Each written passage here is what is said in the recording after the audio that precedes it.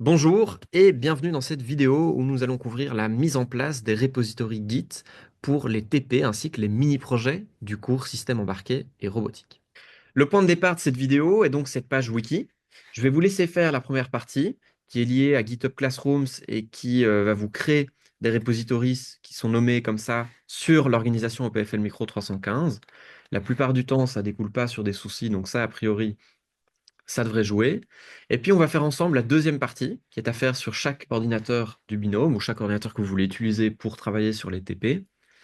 Il y a une version command line sur le wiki, et puis ce qu'on va faire dans cette vidéo, c'est qu'on va faire son équivalent en utilisant des outils tels que GitGraph ainsi que VS Code. Et puis, je reviens peut-être sur ce schéma-ci qui représente une bonne topologie de ce qu'on va faire globalement.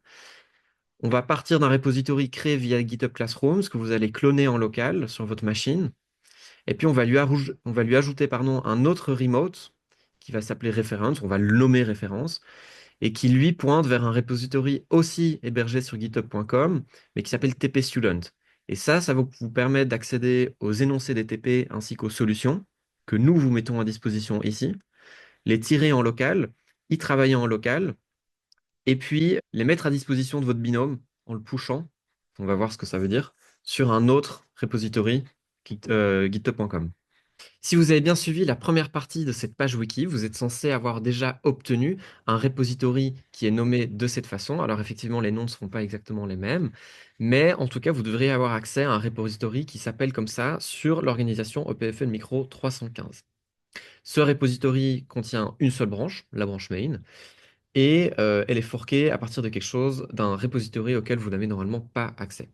Maintenant qu'on a ce repository cloud, donc c'est-à-dire stocké sur un serveur, en l'occurrence ceux de github.com, on va vouloir, chaque étudiant, cloner ce repository en local sur nos machines respectives, de manière à pouvoir travailler et après renvoyer éventuellement des modifications sur le serveur. Mais la première étape va être donc de récupérer une image ou une version du code en local sur notre ordinateur. Et donc pour ce faire, on clique ici sur le bouton code, on va copier le lien HTTPS. Et donc, côté ordinateur, ça donne ça. J'ai ouvert ici le workplace. Alors, normalement, vous êtes censé avoir la lib qui vient avec l'installation, ainsi qu'un point Python version, qui est simplement un fichier de configuration destiné à Pinv. Je vous laisse également ouvrir un terminal, n'importe lequel, PowerShell, command prompt, git bash, zsh, etc. Vous dirigez également vers votre workplace. En l'occurrence, moi, il est ici. Je vois bien que je n'ai effectivement que la librairie et un fichier Python version. Pour récupérer une version ou une image du repository GitHub en local, j'utilise la commande git clone suivi de l'URL suivi de TP écrite de cette façon. Vous allez voir, enfin vous avez vu sans doute que ça me crée un nouveau folder TP. Et si je rentre dedans, je vois qu'il y a deux fichiers. Il y a le fichier README, premièrement, qui correspond effectivement au seul fichier que j'ai actuellement sur ce repository. Et deuxièmement, j'ai aussi un fichier .git, qui est le fichier de configuration Git général qui est expliqué en fait notamment dans d'autres vidéos, et qui est donc le fichier de configuration local cette fois-ci. Donc ça, c'est tout ce qui est nécessaire au niveau terminal et explorateur du fichier. Je vous laisse ouvrir ensuite maintenant epoch2 VS Code, ouvrir le fichier qu'on vient de créer dans le workplace qui s'appelle TP, et vous arrivez à une fenêtre qui ressemble à ceci.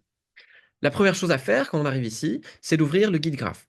Le guide graph, il va nous aider à comprendre où on en est d'un point de vue Git. Donc, on peut soit cliquer ici, soit dans l'onglet Git sur ce bouton-ci, ce qui nous ouvre ce guide graph. On se rend compte que pour l'instant, il n'y a pas grand-chose. Effectivement, notre repository GitHub sur github.com, il ne contient pas grand-chose. Dans cette interface guide graph, il y a différentes choses qui sont intéressantes, dont l'onglet paramètres, qui s'ouvre en cliquant sur le rouage. On voit qu'on a différents paramètres liés à Git, username, email, etc. Et puis tout ce qui va être configuration des remotes. Pour l'instant, il n'y a qu'un seul remote, le remote origine. Si je l'édite, on va voir qu'il pointe en fait vers notre repository de binôme. Donc c'est celui-là même depuis lequel on est venu cloner le repository. Souvenez-vous en cliquant sur ce lien-ci. Et donc en fait, qu'est-ce que ça veut dire? Ça veut dire que notre configuration en local, elle reconnaît un remote comme étant son origine. Ce qu'on aimerait faire maintenant, c'est lui rajouter un deuxième remote qui s'appelle TP Student, enfin qui s'appelle pardon référence et qui pointe vers le repository TP Student, qui est celui-ci donc auquel vous avez accès, pour venir chercher les énoncés et les solutions. Et les mises à jour d'énoncés, les mises à jour de solutions, etc., etc. Donc pour ce faire, c'est très simple. On va sur TP Student et pareil, on prend son HTTPS. Ensuite, on retourne dans epoch2 VS Code, on clique sur Add Remote, on lui donne un nom. Alors nous, on a décidé de l'appeler Reference, mais vous pouvez très bien l'appeler différemment, Folder Teacher, etc. Ça, c'est vous qui voyez, en fait, c'est le nom que le remote va avoir dans votre configuration locale. Et puis comme URL, eh ben, vous collez l'URL de TP Student, HTTPS. Vous faites Add Remote. Là, il est en train d'ajouter le remote. Et puis vous voyez que l'interface a énormément changé, tout simplement parce qu'il y a beaucoup plus de branches à disposition actuellement, mais ça peut changer éventuellement en fonction des branches qu'on ajoute ou qu'on enlève. Mais il y a toute une série de branches qui sont disponibles sur ce remote et auxquelles vous avez maintenant accès en local de par cet ajout. Alors, deux, trois petites choses au niveau interface. Ici, vous pouvez désactiver la visibilité des branches remote. Donc là, vous êtes sûr de ne voir que les branches qui sont téléchargées en local. Pour l'instant, il n'y a que la main. Si on le réactive, c'est ici. On a la liste de toutes les branches ici. Donc, par exemple, si vous cherchez eh bien, le TP intro exercice, vous pouvez très bien faire TP intro exercice. Cliquez dessus et puis ça vous amène, en fait, ça vous rend visible que cette branche-ci. Donc, je vais le désactiver pour avoir de nouveau l'interface où on voit toutes les branches. Et donc, maintenant, pour basculer d'une branche à une autre, ce qu'on ferait avec git checkout en command line, ici, c'est simplement un double-clic. Donc, imaginons qu'on veuille travailler sur TP intro exercice. On double-clique sur cette branche-ci. On n'a pas encore la branche au local, on l'a vu tout à l'heure avec le show remote branch qui était désactivé. Donc il nous demande de faire, en fait, de donner un nom à la copie de la branche locale qu'on va avoir. Là, je vous conseille vivement de laisser le même nom, sans quoi vous allez vous emmêler les pinceaux au niveau des noms. On peut faire checkout branch, et puis là maintenant, cette branche est devenue locale. Vous voyez que si je désactive le show remote branch, j'ai non seulement la main que j'avais, mais j'ai aussi maintenant TP intro exercice que j'ai effectivement bel et bien téléchargé en local. Et puis ainsi de suite pour toutes les branches.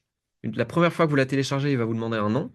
Et puis si je rebascule sur une autre branche, il ne demande plus le nom, c'est simplement un git checkout, tout simplement. Et puis pour terminer, pour s'assurer que tout est bon au niveau de la configuration, on peut retourner ici dans les paramètres et s'assurer qu'on a bien deux remotes. On a le remote origine qui pointe vers notre repository de binôme sur github.com et le remote référence qui, lui, pointe sur le repository TP Student, qui est là où vous allez pouvoir avoir accès, pardon, aux solutions ainsi qu'aux énoncés DTP.